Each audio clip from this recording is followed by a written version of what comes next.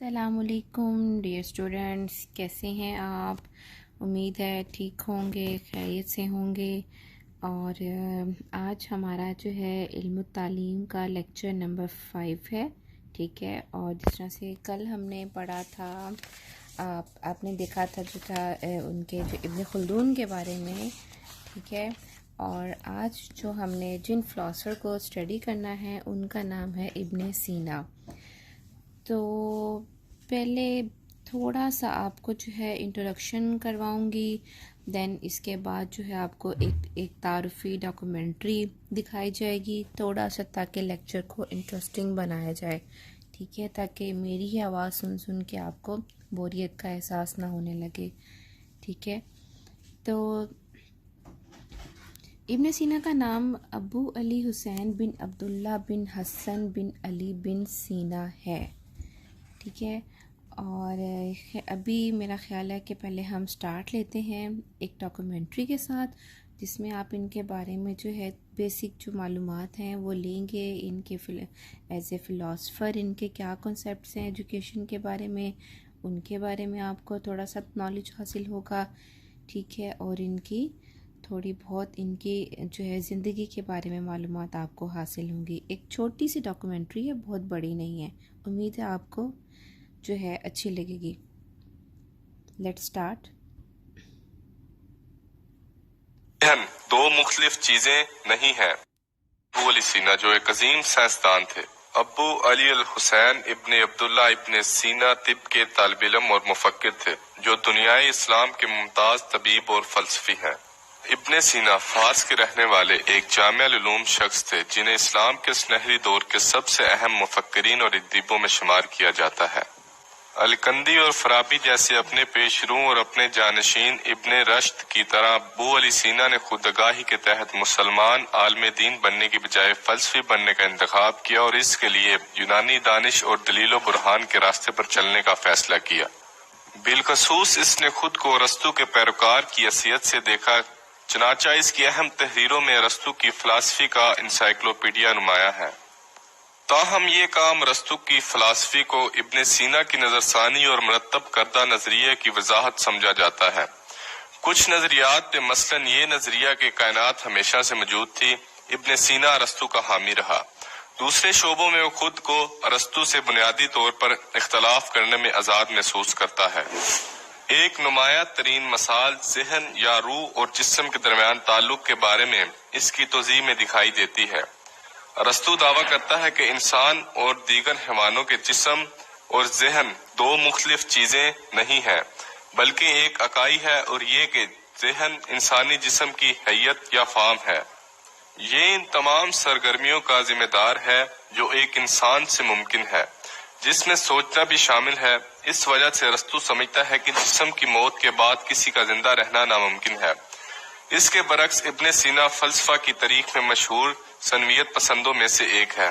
وہ سمجھتا ہے کہ جسم اور ذہن دو مختلف مادے ہیں۔ اس نقطہ نظر میں اس کا عظیم پیشرو افلاطون تھا۔ اس کا کہنا تھا کہ ذہن ایک مختلف چیز ہے جس کو جسم میں قید کر دیا گیا ہے۔ ابو علی سینا صفر 370 ہجری بمطابق 980 عیسوی کو فارس کے ایک چھوٹے سے گاؤں افشا میں پیدا ہوئے۔ ان کی والدہ اسی گاؤں سے تعلق رکھتی تھیں، جبکہ ان کے والد بلخ موجودہ افغانستان سے آئے تھے۔ بچپن میں ہی ان کے والدین بخارا موجودہ ازبکستان منتقل ہو گئے، جہاں ان کے والد کو سلطان نوح بن منصور السمانی کے کچھ ماحولیاتی ادارے سونپ دیے گئے۔ ابو علی سینا کو مغرب میں ایویسینا کے نام سے جانا جاتا ہے۔ ان کا لقب الشیخ الرئیس ہے، اور اسلام کے عظیم ترین مفکرین میں سے تھے، اور مشرق کے مشہور ترین فلسفیوں اور اتباع میں سے تھے۔ آپ بخارا میں ایک قابل حکیم کی حیثیت سے پہچانے جاتے تھے، نیز غریب اور امیر سب کا علاج کرتے تھے۔ ابو علی سینا نے اپنی ابتدائی تعلیم بخارا سے حاصل کی، اور 10 سال کی عمر میں آپ نے قرآن اور دیگر سائنسی مطالعے میں مہارت حاصل کی۔ وہ رات دن پڑھائی میں مصروف رہتے تھے، اس کے علاوہ تحقیقی کاموں میں بھی اپنے آپ کو مشغول رکھتے تھے۔ آپ نے فلسفی کا علم کئی طرح کی یونانی، مسلم اور اس موضوع کے متبادل کتابیں پڑھ کر حاصل کیا۔ آپ اپنی کوششوں کے ساتھ ساتھ نئی نئی دعاؤں کو بنانے اور ان کو استعمال کر کے ان کے رد عمل پر تحقیق بھی کرتے تھے۔ آپ نے اس دور کے جانے مانے مفکر ابو عبداللہ ندیمی سے منطق اور فلسفی کے دیگر موضوعات سیکھے۔ ان کے بارے میں خیال کیا جاتا ہے کہ انہوں نے 450 کتابیں لکھی، جن میں سے قریباً 240 ہی بچی ہیں۔ ان میں سے فلسفے پر 150 اور ادویات پر 40 تصنیفات تھیں۔ ان میں بہت چیزیں 1650 تک قرون وسطی کی یونیورسٹیوں میں ایک معیاری طبی کتب کے طور پر پڑھائی جاتی رہیں۔ 1974 میں ابن سینا کی کتاب طبی قوانین نیو یارک میں دوبارہ شائع کی گئی۔ فلسفہ اور طب کے علاوہ ابن سینا نے فلکیات، کیمیا، جغرافیہ اور ارضیات، نفسیات، اسلامی الہیات، منطق، ریاضی، طبیعت اور شاعری پر بھی لکھ چکا ہے۔ ابن سینا کو طب کی دنیا کا آفتاب بھی کہا جاتا ہے۔ کم عمری میں ہی ابن سینا نے طب میں اتنی مہارت حاصل کی کہ آپ کی شہرت دور دراز تک جا پہنچی۔ اسی شہرت کی بدولت 17 سال کی عمر میں عثمانیہ کے بادشاہ نو ابن منصور کی بیماری کا علاج کرنے میں کامیاب ہو گئے، جن کی بیماری کو اس دور کے تمام شہرت یافتہ ڈاکٹروں نے لا علاج قرار دیا تھا۔ آپ کی اس کارکردگی کی بدولت جب بادشاہ نے آپ کو انعام سے نوازنا چاہا تو آپ نے انعام لینے کے عوض ان سے ان کی لائبریری استعمال کرنے کی اجازت طلب کی۔ ابن سینا کی سب سے زیادہ مشہور کتاب القانون ہے۔ اس کتاب میں مختلف طریقے کے نسخے، بیماریوں اور تجربات کی تفصیل درج ہے۔ اس کتاب کے دوسری زبانوں میں ترجمے کیے گئے طبی علوم میں یہ کتاب سنگ میل کی حیثیت رکھتی ہے۔ ابن سینا ایک اعلیٰ پیمانے کے فلسفی، سائنسدان اور قابل حکیم تھے۔ اس عظیم سائنسدان نے بہت سی ایجادات کی اور انسان کی فلاح و بہبود کے لیے بہت کچھ کیا۔ ابن سینا اس زمانے کے سائنسدان تھے جب سائنس نے بہت زیادہ کامیابی حاصل نہیں کی تھی۔ اس کے باوجود ابن سینا نے اپنی کوششوں کی بنیاد پر سائنس کو فروغ دیا۔ فلسفانہ حوالے سے آپ کی کتاب الشفا آپ کا یادگار کام تھا، جو کہ فلسفے سے سائنس کے تعلق کے حوالے سے وسیع معلومات پر مشتمل ہے۔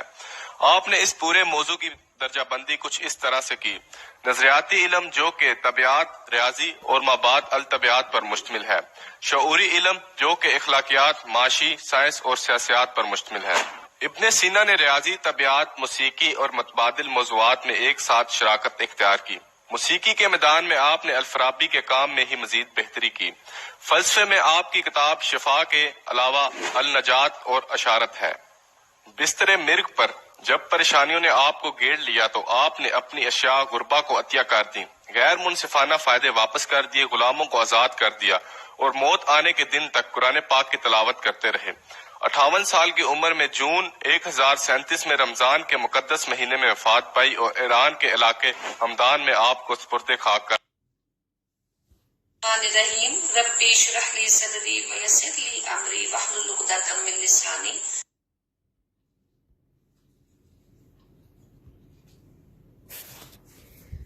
جی تو ڈیئر اسٹوڈینٹس، امید ہے آپ کو جو ہے انٹرسٹنگ لگی ہوگی یہ ڈاکومنٹری، کیونکہ یہ ان کے بارے میں کمپلیٹ انٹروڈکٹری ایک ڈاکومنٹری تھی جو آپ کو دکھائی گئی ہے، ٹھیک ہے۔ اور اس میں ان کا جو ہے پیدائش سے لے کے ان کی تمام تر جو ان کی کنٹریبیوشنز تھی ایجوکیشن میں اور اس کے علاوہ طب میں اور دیگر تمام مضامین میں، آپ کی کتابوں کے بارے میں تمام تر معلومات، ٹھیک ہے، اور پھر آپ کی ڈیتھ کے بارے میں بھی تمام تر معلومات کے بارے میں اس میں ذکر کیا گیا تھا۔ اور اس میں ایک جو مین چیز جو بتائی گئی تھی، ان کا ایجوکیشن کانسیپٹ، ان کا جو ایک جو کانسیپٹ یا کہہ لیں اس کا فلاسفیکل جو کانسیپٹ تھا، فلاسفیکل کانسیپٹ یہ تھا، مین چیز یہ تھی کہ یہ کہتے تھے کہ انسان جو ہے نا، انسان میں دو چیزیں ہیں، ایک چیز ہے جو مادہ ہے یعنی جس نے ختم ہو جانی ہے، اور ایک چیز ہے جو اس مادہ کے ختم ہونے کے بعد بھی وہ رہے گی، وہ باقی رہے گی، ٹھیک ہے۔ تو اگر ہم دیکھا جائے تو اس چیز، اور ایک چیز اور ہے ان کی، اگر ان ڈیٹیل اگر آپ اس کے فلسفی میں اگر آپ جائیں تو وہ ایک اور چیز وہ ہے کہ جو ان دونوں کو ملانے کے ایک کاز بنتی ہے، ایک ریزن بنتی ہے، ٹھیک ہے۔ اور وہ جو کاز ہے، جو مادہ، جو فانی اور لافانی دونوں کو کمبائن کرنے کی جو ریزن بنے گی، وہ ریزن جو ہے وہ ایسی ریزن ہوگی کہ جس کو کبھی موت نہیں آئے گی، جو شروع سے تھی، ازل سے تھی اور ہمیشہ رہے گی۔ اس کو، اس کاز کو، یعنی وہ ہر چیز کی وہ بیسک جو کاز ہے وہی ہے، اس کو کسی چیز نے اس کی کاز کوئی اور نہیں ہے، بلکہ وہ دوسری چیزوں کی پیدائش کے لیے، تخلیق کے لیے وہ کاز بنتی ہے، and that is the God.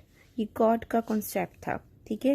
اب جو فانی اور لافانی، جو کاز جو تھی جس نے لافانی اور لافانی کو آپس میں کمبائن کیا. فانی مادہ چیز وہ ہے کہ جس طرح ہماری باڈی ہے جو مٹی سے بنا، مٹی میں ختم ہو جائے گا.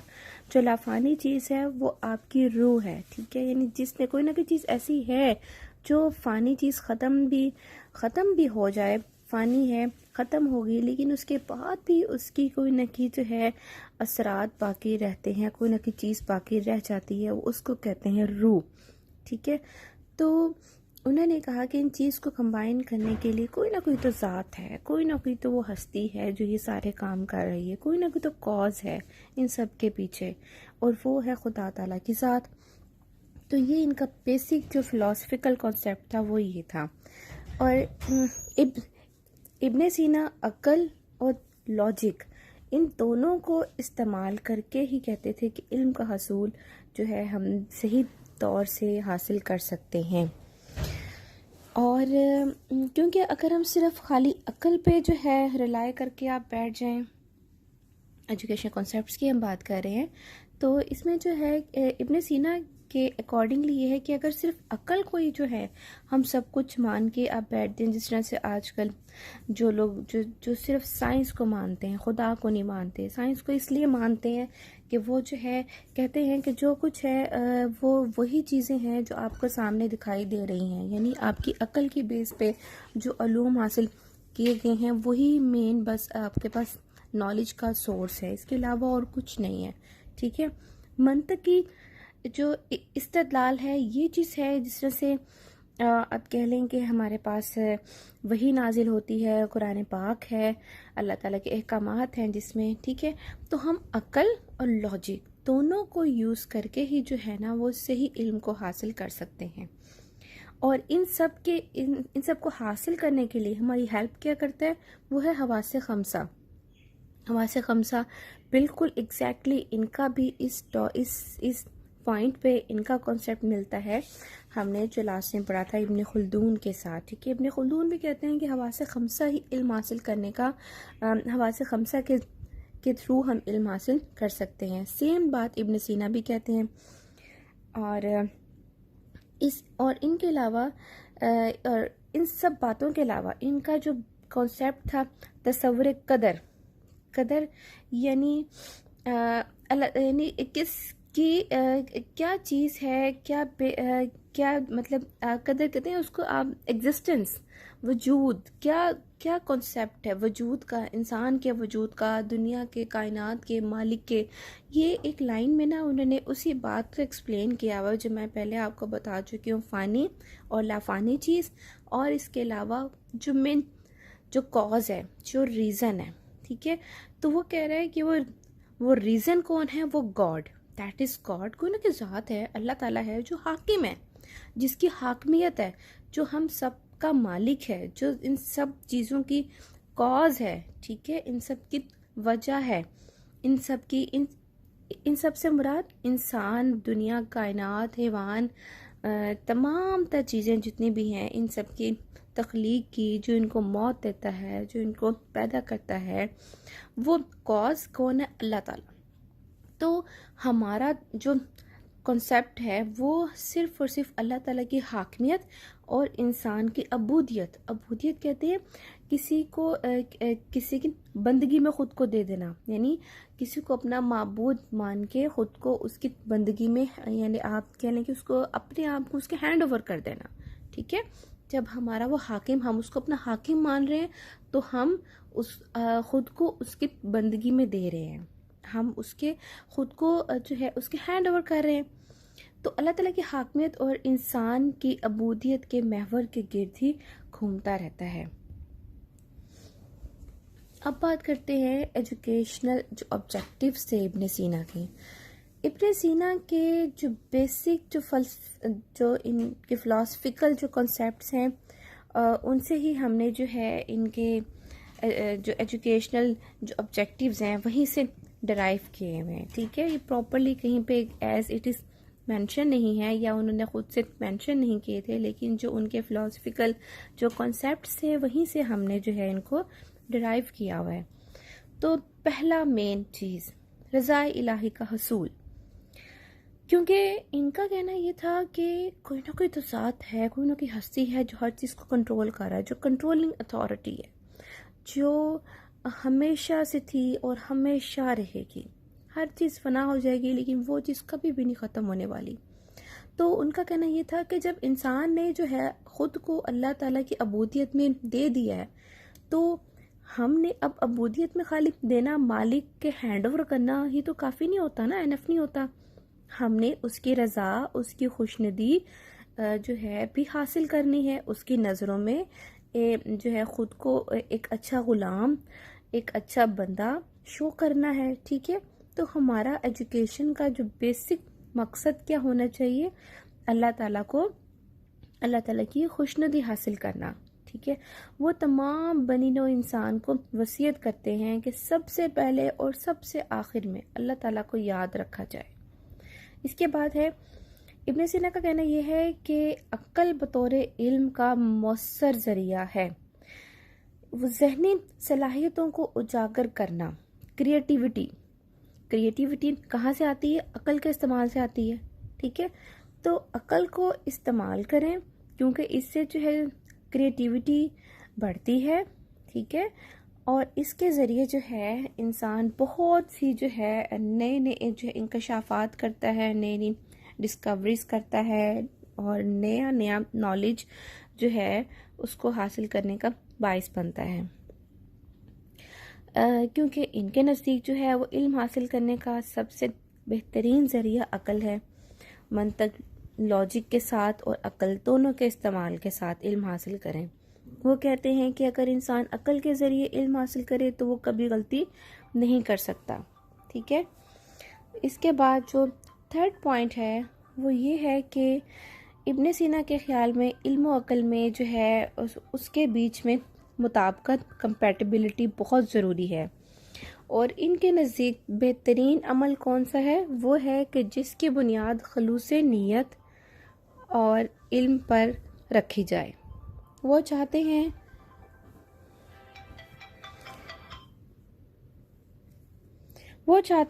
کہ علم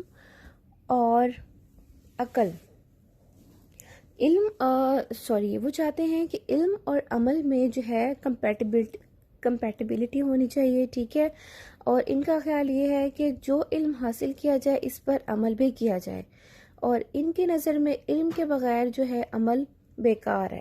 تو لہٰذا علم اور عمل ان دونوں کو کمپیٹیبل ہونا چاہیے, ان دونوں میں ہم آہنگی بہت بہت بہت ضروری ہے. نیکسٹ ہم بات کریں گے سلیبس کی. ابن سینا نے جو ایجوکیشن سلیبس کو 3 سٹیپس میں ڈیوائڈ کیا ہوا ہے. تو فرسٹ ون کیا ہے؟ اعلیٰ علوم.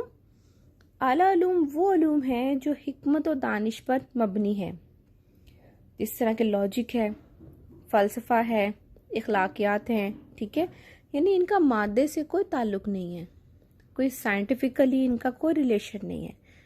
ٹھیک ہو گیا. اور پھر نیکسٹ ون ہے دنیاوی علوم. دنیاوی علوم جن کا تعلق مادے سے ہے, جس سے ختم ہو جانا ہے. میٹیریلسٹک, جو سامنے چیز آپ کو دکھائی دے رہی ہے اسی پہ بس بلیف کیا جائے گا. ٹھیک ہے, سائنٹیفکلی وے سے جو ہم علم حاصل کرتے ہیں یہ وہ علوم ہے.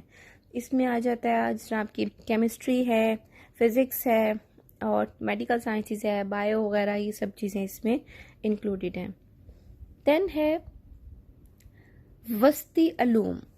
جو وسطی علوم ہیں وہ علوم جو بعض خصوصیات اور کیریکٹرسٹکس کے حوالے سے کچھ تو ان میں مادی خصوصیات ہوتی ہیں, یعنی وہ مادی دنیا سے وہ تعلق رکھتے ہیں, دنیاوی علوم جس میں آ گئے. ٹھیک ہے, اور بعض خصوصیات ان کی ایسی ہوتی ہیں کہ جو وہ اعلیٰ علوم سے وہ تعلق رکھتی ہیں. ٹھیک ہے, یعنی اس میں اگر ہم اعلیٰ علوم اور دنیاوی علوم ان دونوں کو اگر آپ کمبائن کر دیں تو آپ کے پاس آ جاتا ہے وسطی علوم. اس میں کون کون سے علوم آ سکتے ہیں؟ جیسے کہ جو ہے علم فلکیات ہے. اب علم فلکیات میں دیکھیں لاجک بھی شامل ہے، اور اس میں جو ہے وہ مادے سے بھی وہ تعلق رکھتی ہے. دنیاوی علوم بھی شامل ہیں، موسیقی اس میں آ جاتی ہے، ٹھیک ہے، جس میں علم و حکمت بھی ہے، دانش بھی ہے، اور اس کا تعلق مادے سے بھی ہے، دونوں چیزیں آ جاتی ہیں. اور حساب، ریاضی، اس طرح کے علوم جو ہیں وسطی علوم میں شامل ہیں.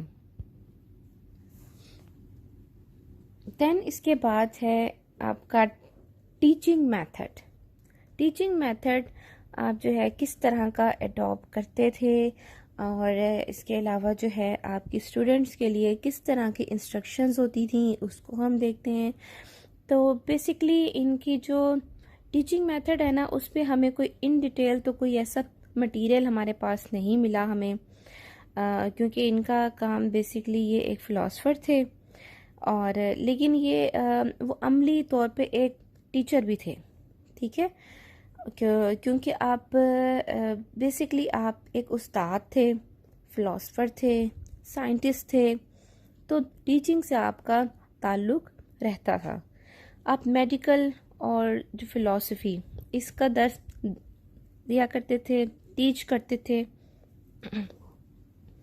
اور اگر ہم پریکٹیکلی جو ہے ابن سینا کی لائف پر ایک گو تھرو کریں، ٹھیک ہے، دیکھیں اس کو، تو معلوم ہوتا ہے کہ انہوں نے جو ہے اس زمانے کے جو عام جو دوسرے ٹیچر سے ان کی ہی طرح سے کوئی اسپیشل نہیں کیا تھا، لیکن انہوں نے ویسے جس طرح سے اس دور کے استاد کرتے تھے کہ رات کا ایک حصہ جو ہے اپنی اسٹڈی کے لیے وقف کر رکھا تھا، ٹھیک ہے. اور یہ چیز جو ہے اسٹوڈنٹس کے لیے مشعل راہ ہے. اب آپ کی کیا انسٹرکشنز کیا تھیں اسٹوڈنٹس کے لیے؟ وہ یہ تھی کہ ریاکاری سے بچیں. ریاکاری کسے کہتے ہیں؟ دکھاوا، شو آف کرنا، دکھاوا کرنا. اور جو ہے نیت میں جو ہے آپ کی کھوٹ نہیں ہونا چاہیے، خلوص نیت سے علم حاصل کریں، ٹھیک ہے.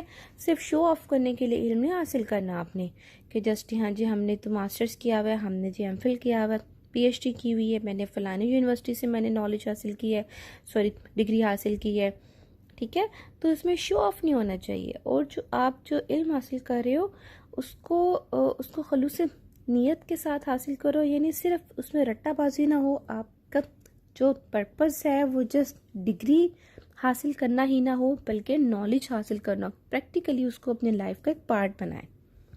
دین اس کے بعد یہ ہے کہ اسلامی جو عبادات ہیں اس کو آپ ریگولرلی جو ہے اس کو فالو کریں، پرفارم کریں، جس میں آ جاتا ہے نماز اور روزہ، ٹھیک ہے. کیونکہ ابن سینا کا جو ہے اسلامک مائنڈ تھوڑا اسلامک مائنڈ کے تھے، ٹھیک ہے، تو اس لیے یہ نماز اور روزے پہ ان کا فوکس زیادہ تھا.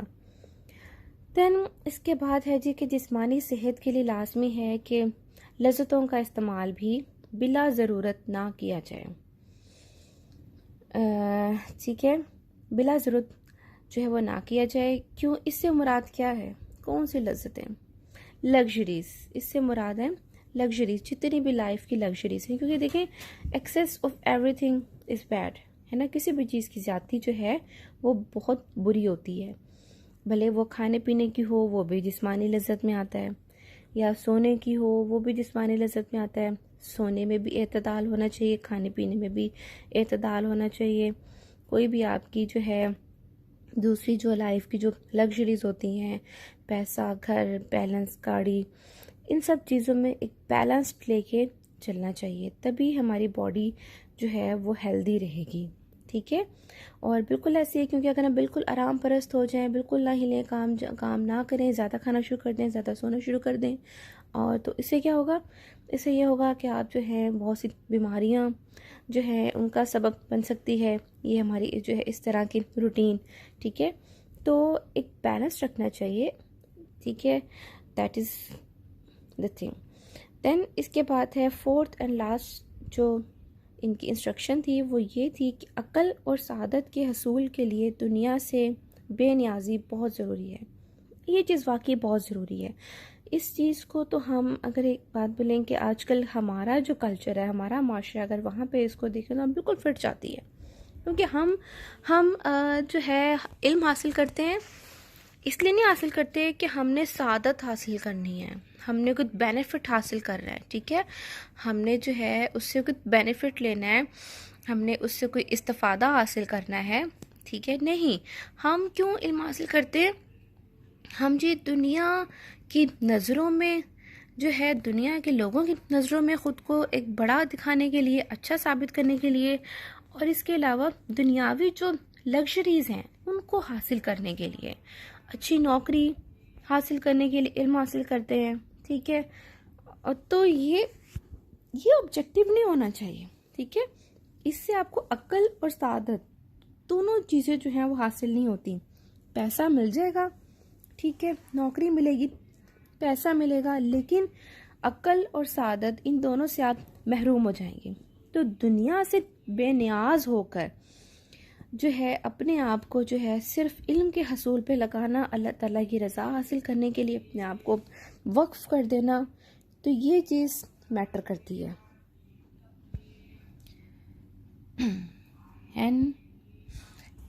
پھر اس کے بعد ہے جی استاد اور شاگرد کے تعلقات۔ ابن سینا جو ہیں انہوں نے بہت سی انسٹرکشنز دی تھیں شاگردوں کے لیے، ٹھیک ہے، بس جن میں سے اگر ان کو ہم کمبائنڈ کر کے اگر میں آپ کو جو ہے وہ بتاؤں تو وہ یہ ہے کہ جس میں انہوں نے کہا تھا کہ سب سے پہلے اور سب سے آخر میں خدا کا خیال کرنا چاہیے، یعنی دنیا سے بے نیاز ہو کر کہ لوگ کیا کہیں گے، نو، یہ ہمارا موٹو نہیں ہونا چاہیے لائف کا کہ لوگ کیا کہیں گے۔ ہر کام وہ کرنے سے پہلے ہم ایک وہ اس کو چیک اینڈ بیلنس کرتے ہیں، کمپیئر کرتے ہیں کہ لوگ کیا کہیں گے، کیا ہم لوگوں کے سٹینڈرڈز پہ ہم فٹ آ رہے ہیں، پورے اترتے ہیں، نو، یہ چیز نہیں ہونی چاہیے۔ آپ کا سٹینڈرڈ لوگوں کی نظریں نہیں ہونی چاہیے، خدا کی نظر ہونی چاہیے کہ کیا ہم اللہ کے سٹینڈرڈ پہ فٹ آ رہے ہیں، پورے اتر رہے ہیں کہ نہیں اتر رہے، کہ جو ہم نے ایک وعدہ کیا تھا اللہ سے کہ تو ہی ہمارا رب ہے، ٹھیک ہے۔ تو ہمیں سب سے پہلے اور سب سے آخر میں خدا کا خیال کرنا چاہیے، اور دنیاوی جتنی بھی چیزیں ہیں، جتنے بھی رشتے ہیں، یہ سب بعد میں آتے ہیں۔ جتنے بھی رشتے ہیں، بھلے آپ کے والدین ہیں، آپ کی اولاد ہے، بہن بھائی ہیں، اور جتنے بھی عزیز و اقارب ہیں، یہ سب دنیاوی میٹرز جتنے بھی ہیں، انسان ان سب سے بڑھ کے انسان خود اپنی ذات، اپنا نفس، اپنی خواہشات، ٹھیک ہے، یہ تمام چیزیں سب سے بعد میں آتی ہیں۔ سب سے پہلے اور سب سے آخر میں کون ہونا چاہیے؟ صرف اور صرف خدا، اللہ تعالیٰ، جو کہ ہمارا مالک ہے، جس کو ہم نے اپنا حاکم مانا ہے، ٹھیک ہے، اور اپنی آنکھوں میں اس کے دیدار کا سرما لگانا چاہیے۔ اس کا مطلب کیا ہے؟ اس کا مطلب یہ ہے کہ ہم نے اس کی رضا حاصل کرنی ہے، ہم نے جو ہے خود کو جو ہے اللہ تعالیٰ کے سامنے جو سرخرو کرنا ہے، ٹھیک ہے، اللہ تعالیٰ کی خوشنودی حاصل کرنی ہے، اور اس کے بعد پاؤں جما کر کھڑے رہنا چاہیے، ٹھیک ہے۔ جب ہم نے جب سب سے پہلے ہمارے لیے nothing matters except اللہ، ٹھیک ہے، ہم نے صرف اس کو خوش کرنا ہے، دنیا کو خوش نہیں کرنا، دنیا والوں کو خوش نہیں کرنا۔ جب یہ چیز ہمارے مائنڈ میں ہوگی دین obviously ہمارے لیے کوئی بھی چیز کتنے بھی بڑے سے بڑی جو ہے وہ ہرڈل انتہائی آسان ہوتی جائے گی، اور ہم اپنے جو ہمارا پرپس ہے، جو ہمارا آبجیکٹیو ہے، اس کو حاصل کرنے کے لیے ہم اسٹرانگلی جو ہے اپنے آپ کو پاؤں جما کر کھڑے رہ سکتے ہیں، کھڑے ہو سکتے ہیں۔ اس کے علاوہ وہ کہتے ہیں کہ تم کو معلوم ہو کہ سب سے بہتر حرکت نماز، اور سب سے جو اچھا بہترین سکون جو ہے وہ روزے میں ہے، اور سب سے جو فائدہ مند نیکی وہ صدقہ ہے۔ صدقہ وہ نیکی ہے جو ہمارے ساتھ موت کے بعد بھی ہمارے ساتھ جائے گی، ٹھیک ہے، اور سب سے رائگاں جو کوشش ہے، جو یعنی جس کا کوئی فائدہ نہیں ہے، آپ بھلے جو ہے ہزارہ دفعہ آپ وہ کرتے رہیں، کام کرتے رہیں جو صرف ریاکاری کے لیے ہے، چاہے وہ نماز ہے، چاہے وہ روزہ ہے، چاہے وہ صدقہ ہے، وہ ریاکاری ہے، دکھاوا ہے، لوگوں کے سامنے اپنی واہ واہ کرانا، اپنی بلے بلے کرانا کہ واہ جی بہت نیک انسان ہے، بہت جو ہے سخی انسان ہے، تو وہ بیکار ہے۔ ایسا صدقہ بیکار ہے، ایسی نماز، ایسا روزہ، سب بیکار ہے۔ اور اس کے علاوہ بحث و مباحثہ، یعنی فضول کے ڈسکشن میں مشغول رہنے سے جو ہے وہ دل کا زنگ دور نہیں ہوتا. ٹھیک ہے، ہمارا دل صاف نہیں ہوتا، پاک نہیں ہوتا جب تک ہم جو ہے اس چیز کو ختم نہیں کر لیتے. بہترین عمل کیا ہے؟ بہترین عمل وہ ہے جو آپ اپنی نیت کے خلوص کے ساتھ کریں، خلوص نیت سے کریں. اور بہترین نیت کیا ہے؟ وہ ہے جو علم سے پیدا ہو. لفظوں کا استعمال صرف اس وجہ سے کریں، اس غرض سے کریں کہ انسان کی طبیعت کی، ہماری نفس کی اصلاح ہو. ٹھیک ہے، آدمی کا وجود قائم رہے یا آدمی کا وجود قائم رہے یا نو کو بقا حاصل ہو. یہ تھوڑی سی یہاں پہ رائٹنگ میں تھوڑی سی مسٹیک ہو گئی ہے. ٹھیک ہے، نو، نون واو آئین، نو کو بقا. نو کا مطلب کیا ہوتا ہے؟ نون واو آئین کا مطلب ہوتا ہے نسل، جنریشن. ہماری آگے جو آنے والی نسل ہے اس کو جو ہے بقا حاصل ہو، یعنی اس کی ہم نے آپ کہہ لیں کہ سسٹینیبلٹی کے لیے ہم نے جو ہے کام کرنا ہے. ٹھیک ہے، اور اس کے علاوہ قواعد شریعہ یعنی جو اسلامک جو آپ کے جو لاز ہیں، جو رولز ہیں، ان کو فالو کیا جائے. ٹھیک ہے، اس میں خلل نہ آئے، اس میں کوئی رکاوٹ نہ آئے. اور جو ہے فزیکل جو آپ کی جو عبادتیں ہیں اس کا ہمیں جو ہے پابندی کا خیال کرنا چاہیے. فزیکل عبادتیں، نماز ہے، روزہ ہے، اس کو اسٹرکٹلی فالو کرنا چاہیے. تو یہ تو تھے ابن سینا کے استاد اور شاگرد کے آپس کے ریلیشن کے بارے میں، جو ان کی ایک وصیت تھی جس کو ایک کمبائنڈ کر کے اس کا نچوڑ جو ہے آپ کے سامنے رکھ دیا گیا ہے.